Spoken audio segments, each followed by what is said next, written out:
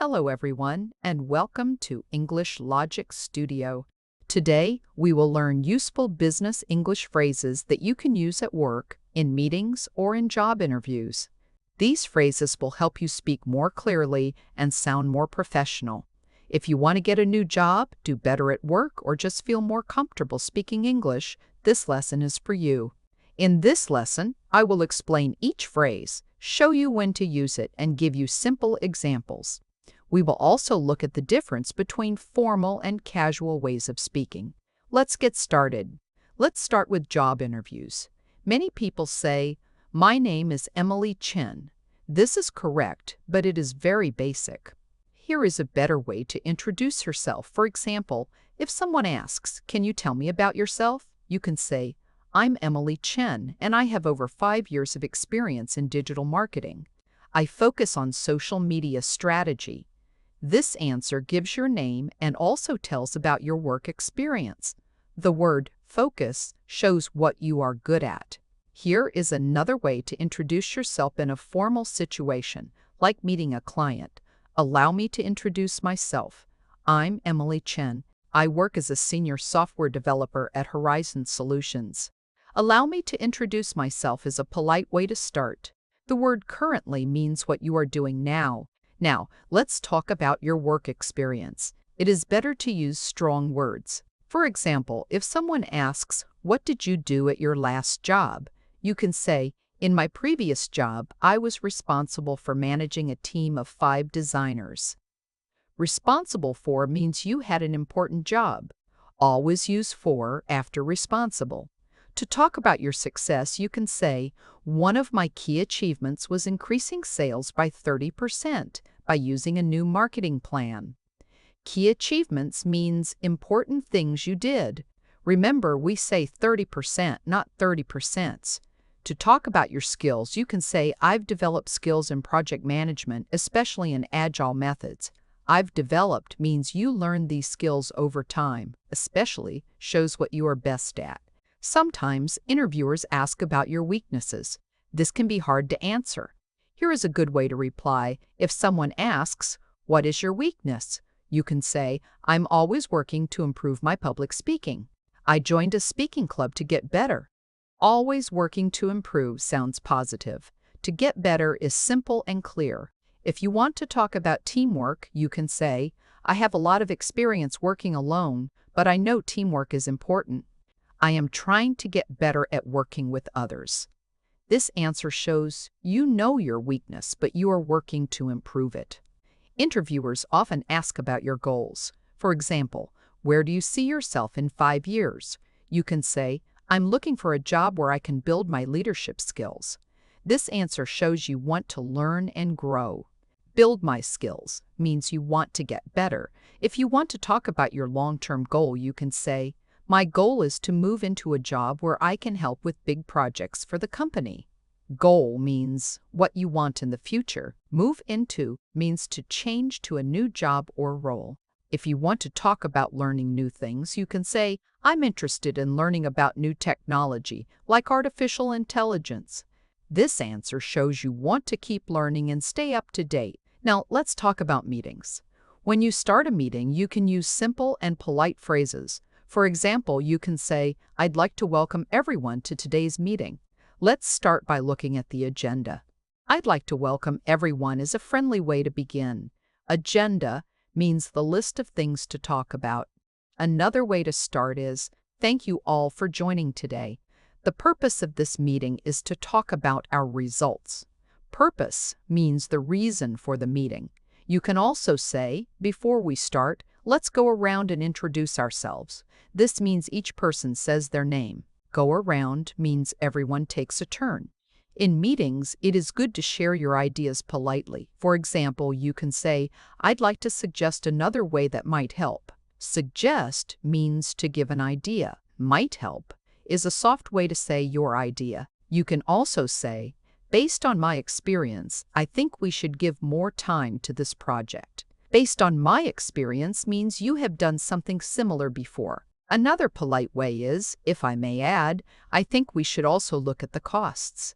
"If I may add" is a nice way to join the conversation. It is important to ask questions if you do not understand. You can say, "Could you explain how this plan matches our goals?" "Could you explain" is a polite way to ask for more information. Or you can say, "I'd like more details about the timeline." Timeline means the schedule or plan for when things will happen. Another way is, "Just to be sure I understand, are you saying we will wait until next month?" This helps you check if you understood correctly. At the end of a meeting, you can use these phrases.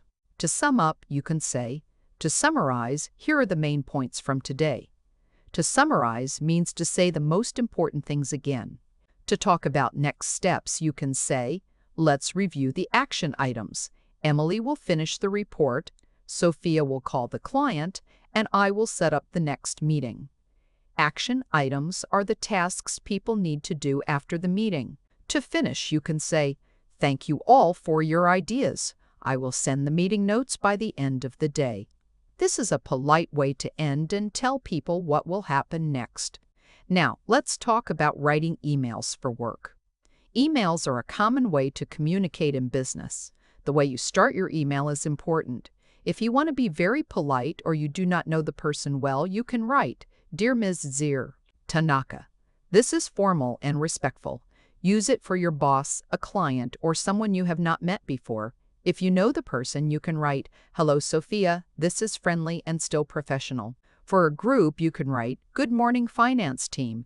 This is good for team emails." You can also use, "Hi, everyone," for a friendly group greeting. Always use a capital letter at the start of the greeting and a comma at the end. In business emails, it is important to say why you are writing at the start. This helps the reader understand your message quickly. For example, "I'm writing to follow up on our meeting about the Nakamura project." This means you want to talk more about something from before. Another way is, "I wanted to give you an update on our marketing campaign." Update means new information. You can also say, "I'm reaching out to ask for your ideas on the attached proposal." Reaching out means contacting someone. Attached means you added a file to the email. Try to keep your sentences short and clear. If you have more than one reason for writing, use bullet points or separate sentences to make it easy to read. When you ask for something in an email, always be polite. This helps you sound professional and friendly. For example, "Would it be possible for you to review the document by Thursday?" This is a soft way to ask for help. Another way is, "I would really appreciate your feedback on this." Appreciate means you are thankful. You can also say, "Could you please send the data we talked about?" "Could you please" is a polite way to ask. If you need something quickly, you can add, "If possible, could you send it by tomorrow?" Always thank the person for their help, even before they reply. At the end of your email, use a polite closing. For example, "Thank you for your attention. I look forward to your reply." Look forward to your reply means you want them to answer. You can also write, "Please contact me if you have any questions." This shows you are open to help. To finish, use "Best regards" or "Kind regards," and then your name. These are common ways to end a business email. You can also use "Sincerely" for very formal emails. Always check your email for mistakes before sending. A clear and polite ending leaves a good impression. Now, let's talk about negotiation. Negotiation means talking with someone to make a deal or agreement. It is common in business when you want to buy, sell, or work together. When you start a negotiation, it is important to be friendly and show you want to work together. For example, you can say, "I believe we can find an agreement that is good for both of us." This shows you want to help each other, not just win for yourself. You can also say, "Let's see how we can meet each other's main needs in this deal." This means you want to listen and understand what is important for the other person. Another way to start is, "Thank you for meeting with me. I hope we can make a good partnership." This is a friendly way to begin and helps build trust. Remember, a good start makes the rest of the negotiation easier. When you want to offer something in a negotiation, you make a proposal. A proposal is your idea for the deal. Be clear and give details. For example, We can give a 10% discount if you sign a 2-year contract. Here you say what you offer, a discount, and what you want, a contract. You can also say, our offer includes support services for €4,200 per month. This tells the other person what is included in the price. If you want to make it easier for the other side, you can say, we suggest starting step by step to spread out the costs. This means you want to help them pay over time. When making proposals, speak clearly and check if the other person understands. You can ask, does this sound good to you? Or do you have any questions about my offer? Sometimes the other person may not agree with your proposal. This is called an objection. It is normal in negotiations. Listen carefully to their concerns. For example, if they say the price is too high, you can reply, I understand your concern about the cost. Let me explain how our service can save you money in the long run. This shows you are listening and want to help. If they worry about time, you can say, I understand your concern about the time. Let me explain how we can avoid delays. You can also say, that's a good point. Maybe we can change our plan to fit your budget. This shows you are flexible. Another way is, I see your point about payment. Let's talk about other options that work for both of us. Always stay calm and polite. Try to find a solution together. When you and the other person agree, it is time to finish the negotiation. You can say, it looks like we agree on the main points. Should we write it down? This means you want to make the agreement official. You can also say, to sum up, we will deliver the product by October 7th and you will pay in 30 days. This repeats the main details so everyone is clear. To finish, you can say, I'm glad we found a solution. I will ask our legal team to write the contract. This is a polite way to end. After the agreement, thank the other person for their time and effort. For example, thank you for working with me. I look forward to our partnership. This helps build a good relationship for the future. Now, let's talk about giving presentations. A presentation is when you speak to a group about a topic. It could be at work, in a meeting, or at a conference. When you start, it is important to get everyone's attention and explain your topic. For example, you can say, Good morning, everyone. Today, I will talk about our new plan for getting clients. This is a clear way to begin. You can also say, I'm happy to share the results of our research. This shows you are positive and ready to share information.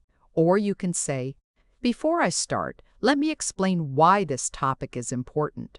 This helps people understand why they should listen. You can also thank your audience for their time. Thank you for being here today. A good introduction makes people want to listen to you. During your presentation, you will talk about different topics. It is important to help your audience follow your ideas. When you change topics, use clear phrases. For example, now that we have talked about the market, let's look at our competition. This helps people know you are moving to a new point. You can also say, Next, I want to talk about our plan. Or, let's move on to the next part of the presentation. If you want to go back to something, you can say, Let me return to the first point for a moment. These phrases make your presentation easy to follow. Sometimes people will ask questions during or after your presentation. It is good to answer politely and clearly. For example, That's a good question. Here is what we found. Or, Thank you for your question. Let me explain more. If you do not know the answer, you can say, I'm not sure, but I will find out and let you know. If you need time to think, you can say, Let me think about that for a moment. Always thank people for their questions. This shows respect and helps everyone learn. At the end of your presentation, you should summarize your main points and thank your audience. For example, in conclusion, here are the 3 main points from today. This helps people remember what you said. You can also say, Thank you for listening. Please ask any questions you have. Or, if you want more information, please let me know after the presentation. A good ending leaves a strong impression and invites people to talk with you. Now, let's talk about solving problems at work. Problems can happen in any job. It is important to talk about them clearly and calmly. If you find a problem, you can say, We found a difference between what we planned and what really happened. This is a simple way to talk about a problem. Or you can say, "It looks like our plan is not working as we hoped." This is a polite way to say something is wrong. You can also explain how the problem affects the team. "Because of this problem, our project is delayed." Always be honest and focus on finding a solution, not blaming others. To solve a problem, you need to know why it happened. This is called finding the cause. You can say, "After looking closely, we found a few reasons for this problem." Or, "Our research shows the main reason is changes in the market." You can also ask your team, "Does anyone have ideas about why this happened?" Finding the cause helps you choose the best solution. Sometimes, there is more than one reason for a problem. Be open to different ideas. After you know the cause, you can suggest ways to fix the problem. To offer a solution, you can say, "I suggest we change our process to fix the problem." Or, "Maybe we can move people to the most important tasks." You can also give more than one idea. "We could try a new plan." Or, "We could ask for help from another team." When you suggest a solution, explain why you think it will work. Ask others for their ideas too. Working together helps you find the best answer. When you have a few solutions, you need to choose the best one. This is called making a decision. You can say, "It looks like most people agree we should choose option 3. Or, "Let's go with this plan and check if it works later." You can also ask for a vote. "Let's vote on the best solution." After you decide, make sure everyone knows what to do next. For example, "I will send a list of action steps after this meeting." Good decisions help your team move forward and solve problems faster. Now, let's talk about working with a team. In business, you often need to ask others to help with tasks. This is called delegating. If you want someone to do a job, you can say, "Kwame, can you lead the client presentation?" Your experience will help. This is a clear way to ask someone to help. Or, "I would like you to organize the research part of this project." This shows trust in the person's skills. You can also explain why you chose them. "You did a great job last time, so I think you are the best person for this task." When you delegate, be clear about what you want and when you need it done. When you want to give feedback, start with something good. For example, "I liked your report. One way to make it better is to add more charts." This is called the sandwich method. Good, suggestion, good. Or, "You did well in the meeting. Next time, try to give more details at the end." Feedback helps people improve. Always be polite and focus on how the person can do better. You can also ask, "Do you have any questions about my feedback?" This shows you want to help. To talk about how a project is going, you can say, "We are on track and finished the first 3 steps," or, "We made progress, but we have some delays with client approval." You can also give more details. "The team finished the research, and now we are working on the design." Giving regular updates helps everyone know what is happening. If there are problems, talk about them early so you can fix them together. If people disagree, you can say, "I see we have different ideas. Let's talk about how each one affects our goal." Or, "I value both opinions. Maybe we can use the best parts of each idea." When there is a conflict, listen to everyone and stay calm. Try to find a solution that works for the whole team. You can also say, "Let's take a short break and come back with fresh ideas." Solving conflicts quickly helps the team work better together. Now, let's talk about meeting new people at work events. Networking means making new contacts and building relationships. When you meet someone, you can say, "Hello, I'm Emily Chen from Innovate Solutions. We help banks with digital projects." This is a simple way to introduce yourself and your company. Or, "It's nice to meet you. I'm Sophia Patel, Head of Research at Medinova Partners." This is polite and clear. You can also add a friendly question. "What do you do at your company?" This helps start a conversation. To start a conversation, you can talk about the event or something you have in common. For example, "I liked the speaker's talk about new trends. What did you think?" Or, "I saw you work at Next Gen Technologies. How are the new rules affecting your work?" You can also ask about their interests. "What projects are you working on now?" These questions help you talk about work topics and learn more about the other person. After meeting someone, it is good to follow up. This means contacting them again.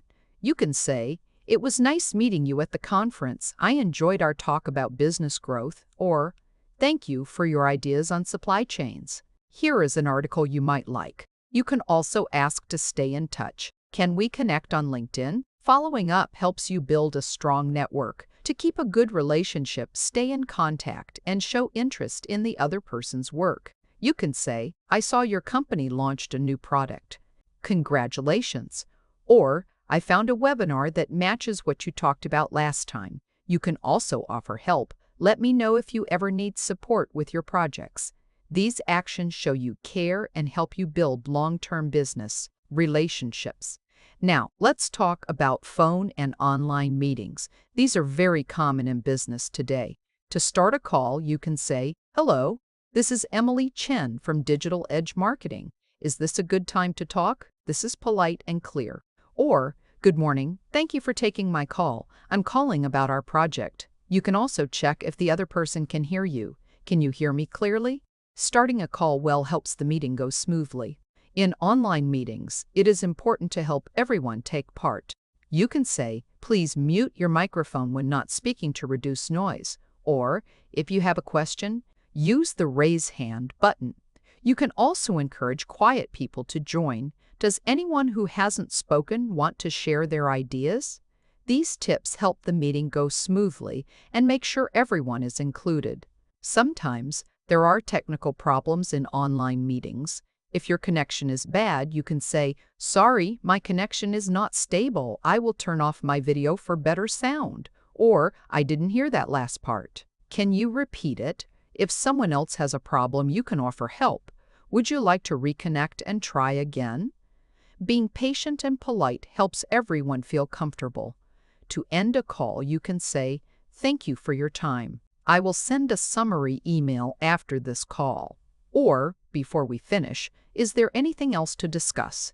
You can also say, "Have a great day." Ending a call politely leaves a good impression and helps people remember you. Now, let's talk about working with people from different cultures. In business, you may work with people from many countries. It is important to adapt your communication style. For example, you can say, "I know building trust is important in your culture. Please tell me more about your company." This shows respect for their way of working. Or, "Let me know if my speaking speed is okay, or if you want me to slow down." You can also ask, "How do people in your company usually share ideas?" Adapting your style helps everyone understand each other better. If you notice a difference, talk about it politely. You can say, "I see we have different ways of making decisions. Can you explain your process?" Or, "Thank you for sharing your view. I am learning about your business culture." You can also share your own way. "In my country, we usually discuss ideas as a group." Respecting differences helps build trust and avoid misunderstandings. To build a good relationship, show interest in the other person's country and work. You can say, "I visited your country and enjoyed the hospitality." Or, "I am interested in your company's work in sustainability." You can also ask questions. "What is the most important value in your company?" These help you connect with people from other places and show you care. To be clear, check that everyone understands the same thing. You can say, "Let me repeat what we agreed so far to make sure we understand each other." Or, "When I say deadline, I mean the final date for the work." You can also ask, "Is there anything I should know about your business customs?" These steps help avoid confusion and make business communications smoother. His is the end of our lesson on business English phrases. Today, you learned many useful phrases for work and business. These phrases will help you in meetings, emails, calls, and more. Remember, good business English is about being clear and polite, not using difficult words. Try to practice these phrases often. Start with the ones you need most. The more you use them, the easier they will become. Also, remember that culture is important in business. People from different countries may speak and act differently. Always be open and ready to learn from others. Thank you for joining me today at English Logic Studio. See you next time. I hope you do well in your work and business English.